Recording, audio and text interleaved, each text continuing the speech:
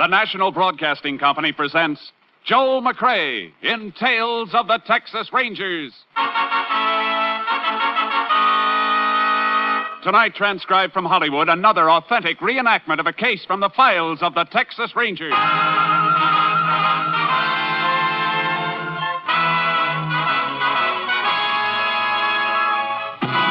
Tales of the Texas Rangers, starring Joel McCrea as Ranger Jace Pearson. Texas, more than 260,000 square miles, and 50 men who make up the most famous and oldest law enforcement body in North America.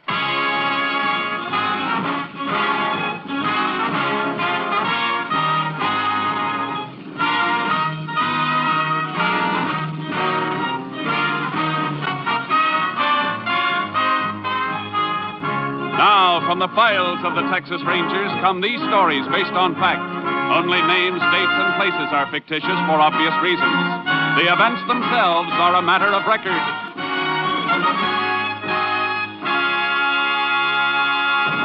Case for tonight, Blood Harvest.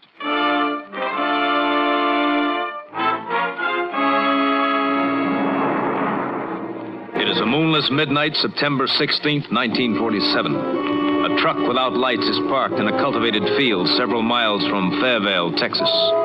In the darkness, two men are perspiring freely as they load bales of seasoned alfalfa onto the truck. How many more we got to go, Slim? 15, 20. That's all. Well, we can get it all on here, then. This'll be the last load. That suits me fine. The sooner you get off the place with it, better. Come on. Yeah, whoa, take it easy, will you, Slim? How about time out for a smoke? Smoke? You out of your mind, Trent? Oh, we're a half mile from the house, and besides, you said Mullen was asleep. Look, don't give me an argument. All right, but I moved more than 200 bales of this stuff tonight. I'm going to rest for a minute. If you don't like it, load the rest of it yourself. Okay, don't get hot about it. I'm just as tired as you are. Now sit on a running board. Yeah. Mullen's sure going to be surprised when he gets a look at this field tomorrow. Yeah, he sure is. What do we get for this stuff? About $30 a ton. Ain't bad. Bound to clear almost $200 a piece. Yeah. Could make more than that running a couple of head of cattle without working up this pig sweat, though. Sure, smart guy. Run cattle and get picked up and sent to the pen.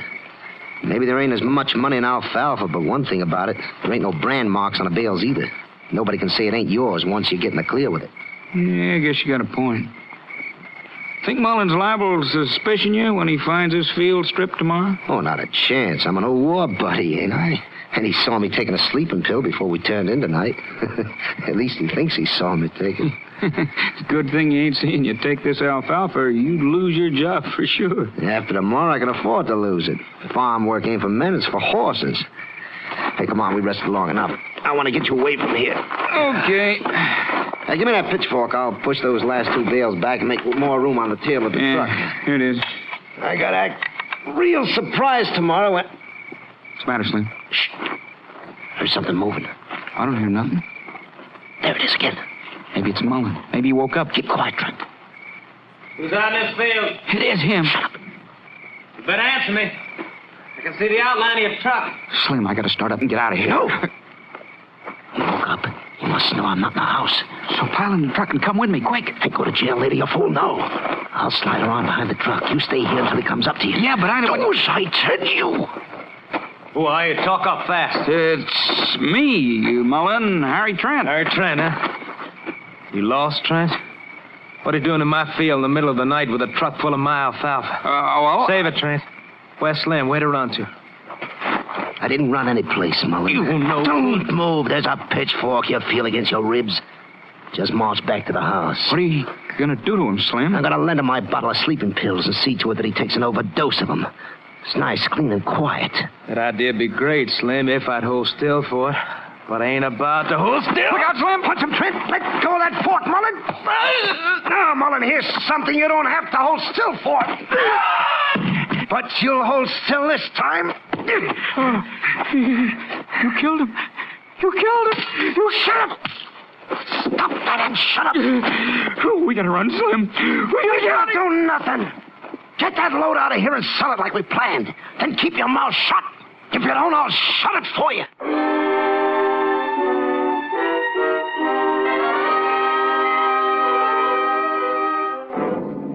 Just before dawn of the next morning, a hound from a neighboring farm came across the body of Robin Mullen.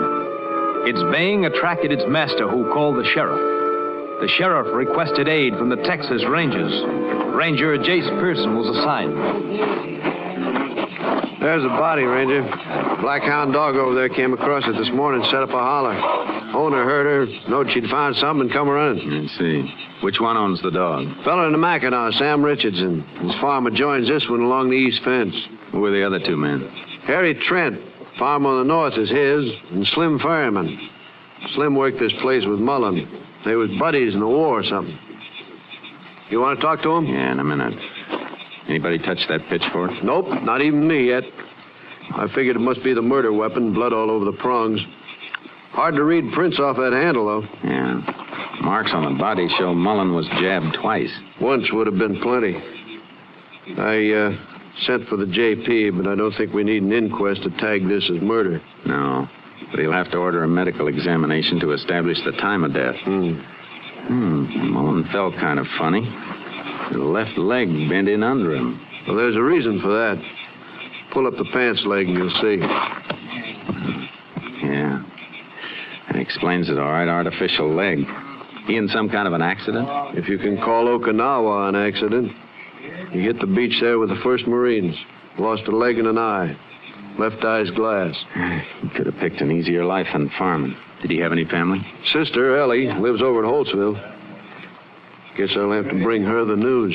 You could call the local minister at Holtzville. He can tell her better than you can. And we can drive over and see her later and find out if she knows anything. That's a good idea. I'll talk to these other fellas now. Okay. They don't seem to know much, though. They may know when Mullen was last seen alive. Isn't often a man gets pitchforked to death out in his own fields. Yeah. Fellas, this here's Ranger Jace Pearson. Ranger, this is Sam Richardson. Howdy. Hello. Harry Trent. Hello. Slim Fireman. Glad to know you. Richardson, the sheriff tells me your dog found the body. That's right. Oh, must have been about 4 a.m. I was just getting out of bed when I heard her, so I come a-running. You always run out and investigate when you hear one of your hounds baying? Nope, but that black hound of mine's a good one. And I ain't never heard a dog sound off like she did. I see. When did you see Mullen last alive? Yesterday morning. Passed each other along the fence and said howdy. How about you, Mr. Trent? I hadn't seen him for a couple of days. Reckon Slim here saw him last then. How about it? Well, sure, reckon I did. Last night we ate, and then I turned in early. Then this happened during the night. Must have, as far as I know. Why would Mullen come out to this field at night? I don't know. I didn't even know he'd left the house until Richardson here come pounding on the door and woke me up this morning after he found the body. You live right on the place, Slim? Huh? How come you didn't hear Richardson's dog? Well, I was sleeping kind of heavy. I took a sleeping pill last night. Must have knocked me out good. Had a rough day yesterday. What do you mean rough? Well, all the extra chores, loading the alfalfa from this field onto the truck. I was wondering how come there were so few bales from such a big cutting. Well, Mullen had a buyer for most of it, I reckon. Anyhow, he carted it off. Yeah, I see the tire tracks. Any idea who he sold it to? He didn't say. Think somebody paid him for the stuff, then came back to rob him of the money, Jace? Could be, Sheriff. Except that Mullen made the robbing mighty convenient by coming out into this field at night. When we learn why he came out here, we'll be learning a lot.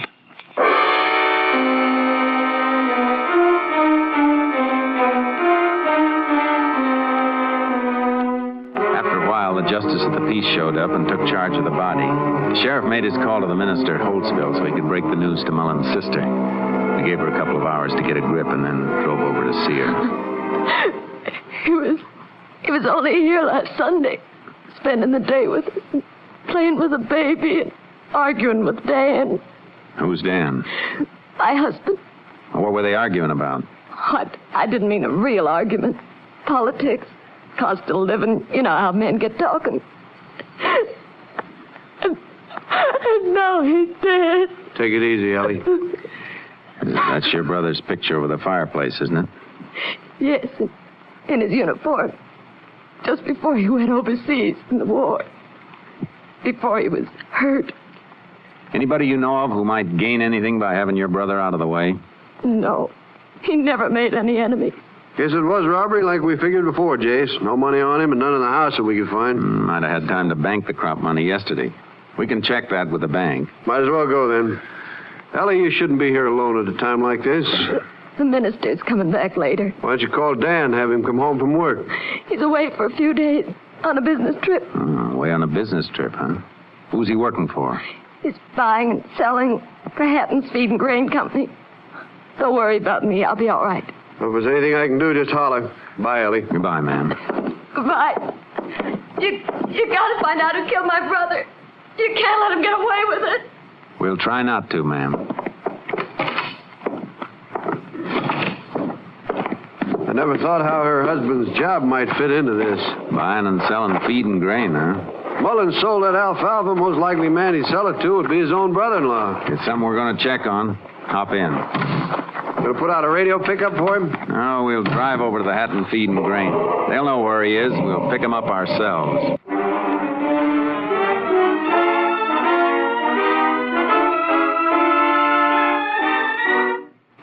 Hatton's Feed and Grain Company told us the area that Mullen's brother-in-law Dan was working. We caught up to him next morning making a selling stop at a dairy farm. That must be Dan's car there by the barn. Hatton Company emblem on it. Yeah, let's find him. There he is. Other end of the barn, leaning on a stall. Must be the owner he's talking to. Call him down here. We don't have to. He sees us coming this way now. Watch out for any sudden moves, just in case. Howdy, Sheriff. You looking for me? Ranger and I'd like a word with you. Reckon it's about Ellie's brother. You heard about it, huh? Got on my car radio this morning. I called Ellie a little while ago. She told me you'd been to see her. A couple of stops I just got to make around here, then I'm heading for home. When did you see Mullen last? 2 days ago when I started out on this trip. You stopped by his place? That's right. Social call or business? Business. Made a bid on his alfalfa. We're just about finished sweating and ready to be hauled for storage. How'd you pay him for it? By cash or company check? I didn't pay him for it, Ranger. He said it wasn't for sale. You better be sure of that, Dan. What do you mean? He means that alfalfa was sold and moved just before Mullen was killed, the same day you stopped there. Whoever told you that's a liar. It's no lie, Dan. We saw it with our own eyes. Everything was hauled from there except maybe a dozen bales. I don't care what you saw. I know that alfalfa wasn't for sale, to me or anybody else. What makes you so sure of that? I'll tell you what makes me so sure, and you can check it with the bank. Bob told me he'd made arrangements for a bank loan to buy 20 head of dairy cattle. That's why I'm sure. He was getting them in next month, and he needed that alfalfa for winter forage. He couldn't have sold it, not to anybody.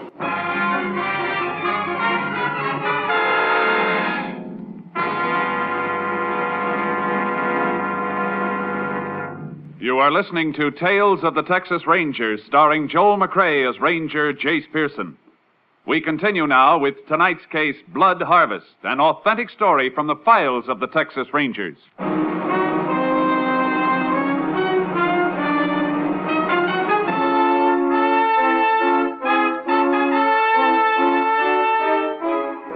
Mullen's bank verified the loan for buying the dairy herd. Unless he'd changed his mind suddenly, Mullen wouldn't have sold the feed he'd been needing for his own stock. The sheriff and I headed back for Mullen's farm. Don't see Slim around any place. Maybe into the funeral home. Let's take a look at the barn. We've looked at the barn before, Jace. No way we could miss a couple hundred bales of alfalfa. No, but we might have missed something we weren't looking for the last time. Just look up. You see the loft is almost empty. He didn't need much forage with just one horse to feed. No, I'm not looking for forage. Here's what I'm interested in. Just a bunch of scrap lumber. And a keg of nails. Just about what he'd need to build stalls for that dairy herd.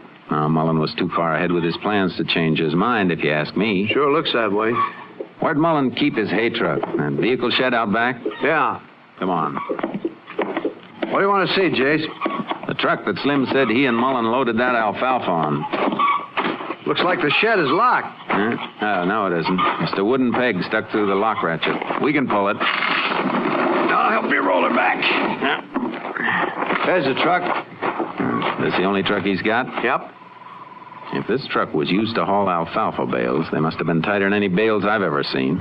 Look at that truck bed. Clean as a whistle. Not a straw on the floor. Mm-hmm. Hey, Sheriff. This isn't the truck that was loaded out in that field. You can't be sure of that just because the bed is clean. No, but I can be sure by the tires. Look at them. Tread's worn down almost smooth. The tire marks we saw out in the field were well marked. Plenty of tread. Hey, that's right, they were. Come on. Take Mullen's horse from the barn, throw a saddle on it. I'll get charcoal out of my trailer, and we'll take a little ride. Where to? Out to the fields first, where I can make a plaster cast of that tire tread. Truck was loaded heavy. Impression was deep enough to hold. Why can't we drive out? I want to cut across the neighboring farms, too, and see if we can find any matching treads in other fields. We can see the ground better as we move on horseback. It's as easy to drive around to the farms and check the tires on the trucks like we did here. Yeah, but I don't want to be seen doing that. If we scare the man we're after, he might run before we get to him. Okay, I'll have this nag ready in a minute. If you're right, Jace, Slim Ferryman has been lying about moving the alfalfa. Easy, boy. We'll find out. If he was lying, it'll explain why Mullen was out to that field at night. Because it'll mean that the crop was being stolen at night. And he was killed when he saw who was stealing it.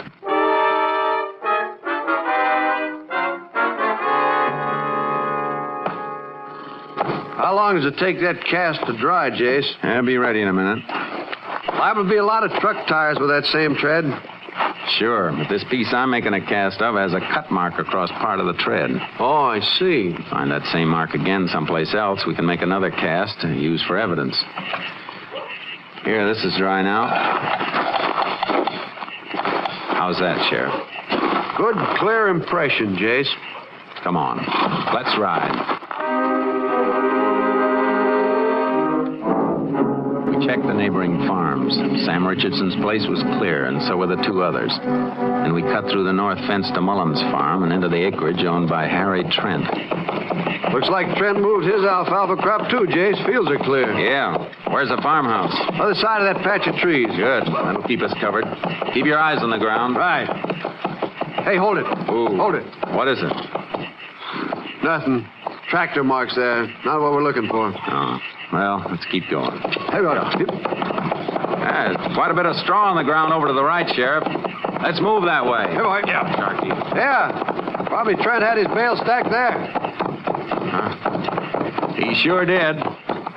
That's what we're looking for. Ooh, charcoal. Oh, easy.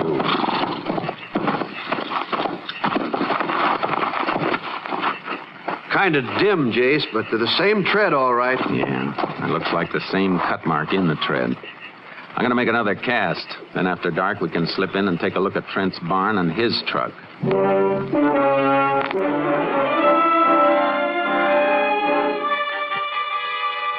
slipped back that night. Trent's truck tires were the ones we were looking for. Heavy duty. We went from the vehicle shed to the barn. Pretty dark night, Jace. Hardly seeing here either. Yeah, I don't see enough to find what I want. There's a ladder to the left. Here it is. All right, I'm going to climb up. Give me your flashlight. Here you are. Anything up there? Just a few bales.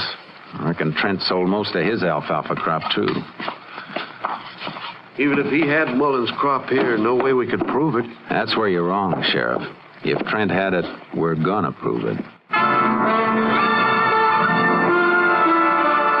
We cleared the farm without being spotted.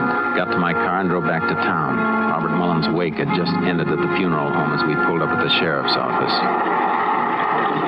We didn't have to be so careful out at Trent's place, Jace. There he is going toward his car. Must have come in to pay his respect. He just came out of the door of that cafe. Oh, and look who's in there at the counter. Slim Ferryman. Yeah, we could use some coffee. Come on. Good night. See you tonight.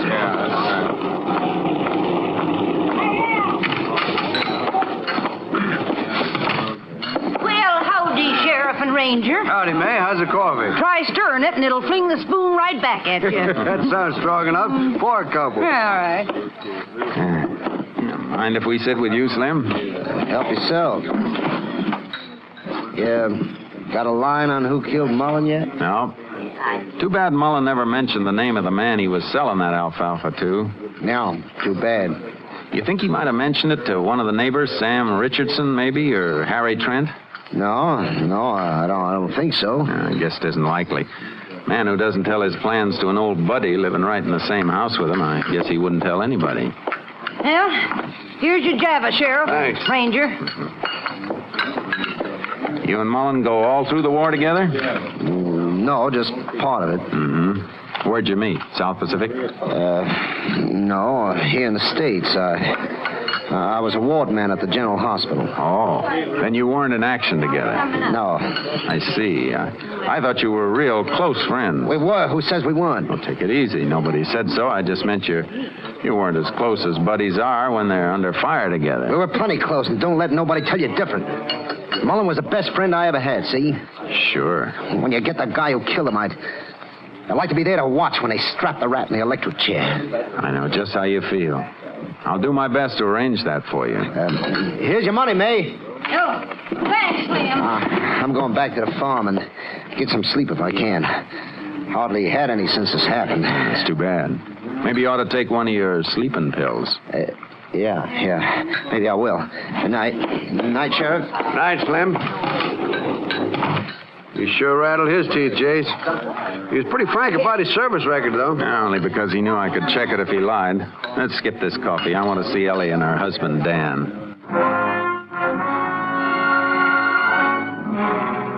Ellie and Dan were keeping a lonesome night vigil beside the body of Robert Mullen.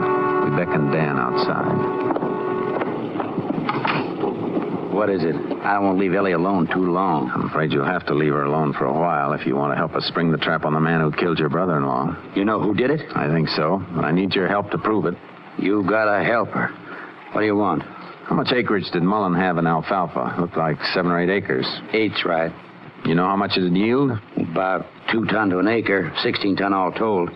That's a good yield for this year. He took good care of his land. Why? I'll tell you in a minute. Sheriff, we saw Trent's alfalfa acreage.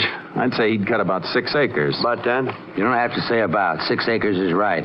How do you know? I bought Trent's alfalfa crop from my company. Good. How much? Almost 12 ton. Same acre yield as Bob Mullen's. 12 tons. Are you sure that's all? Of course I'm sure. The feed and grain companies keep a record of everybody they purchase from? Sure. Can the lots be identified? I mean, are they tagged or stored in such a way you could tell who they were brought from? Yeah, they are. What are you aiming at, Jace? Final proof to break Trent down? Dan, I want you to come with me. We'll get one of the bales Trent sold to your company, and then we're going to wake up every other feed and grain buyer in the county to see if he sold any more than 12 tons. We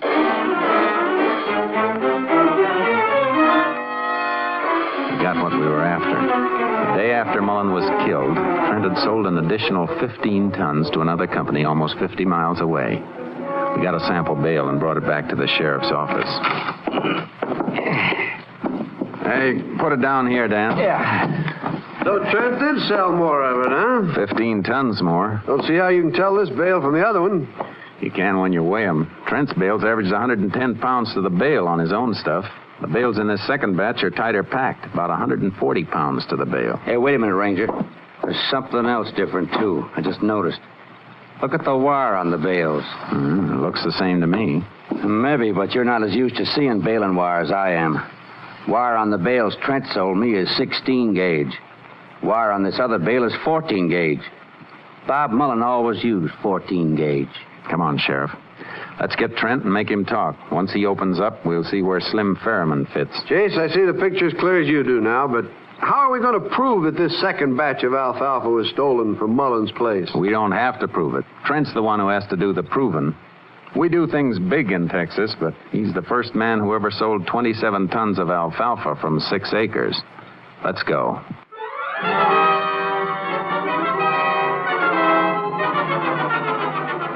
It was still dark when we turned in the road to Trent's farmhouse, and the light went on inside as we came to a stop. Trent came to the door. Oh, it's you fellers. I heard a car. You thought it was somebody else? No, I didn't know who it was. Oh, I thought you might be expecting Slim Ferriman. No, why would Slim come here? Take a few lessons in farming, maybe? So you could show him how to raise 27 tons of alfalfa on 6 acres? 26? You must have raised that much, Trent, because you sold that much. The 15 tons of it belonged to Mullen.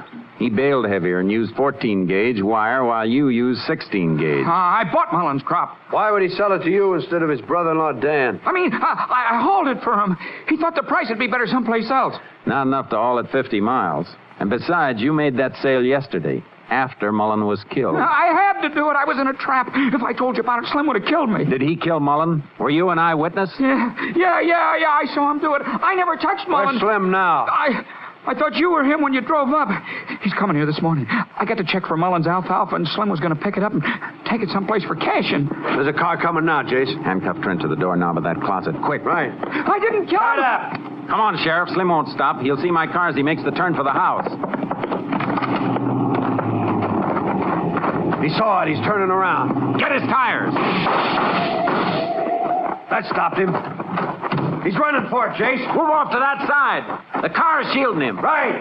Stop running, Slim. You can't beat a bullet. He ducked into the barn, Jace. Circle in from the side and keep the door covered. I'm going in after him. Ray of dawn was washing across the sky, but the barn was in deep shadow. I slipped in along the side wall and moved slowly toward the stalls. I didn't see what came at me. I just sensed it hurtling through the air, and I threw myself to the side, hit the ground, and fired. You get him, Jason? You all right? Yeah. He threw that sickle at me from the stall. I didn't see him. Don't even know how I hit him. I just felt it coming and fired. Mighty good aim. He's dead. So is Bob Mullen. Let's get Trent and take him in.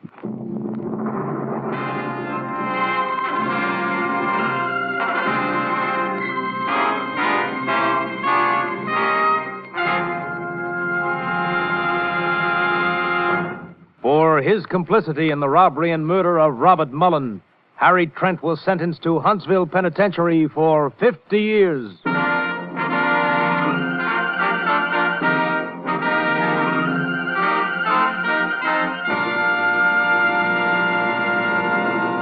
And here again is the star of our show, Joel McCrea, with another interesting story about the Texas Rangers. The equipment of a Texas Ranger includes a pair of 6 guns, a rifle, a shotgun, and other weapons. Not to mention his horse trailer, automobile, and scientific crime detection apparatus. However, there's been a fictional addition to the equipment as the result of motion pictures. An addition that has the Rangers scratching their heads ruefully. It came to the attention of one Ranger recently as he passed 2 small boys on the street. The small fry turned to stare at him. The Ranger got quite a shock when he heard one of them say, "Oh, shucks. He ain't a real Texas Ranger. He ain't got a guitar." Well, such is the influence of modern fiction. But fortunately, the criminals know the truth. When they see a real Texas Ranger, they don't look for a guitar. They look for the quickest means of transportation. They want distance, not music. Good night, folks. See you next week. Next week, Joel McCrea in another authentic reenactment of a case from the files of the Texas Rangers.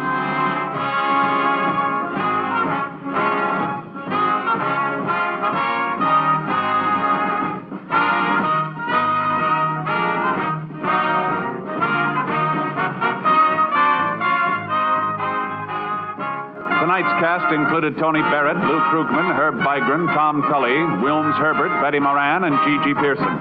This story was transcribed and adapted by Joel Murcock, and the program was produced and directed by Stacy Keach. Al Gibney speaking.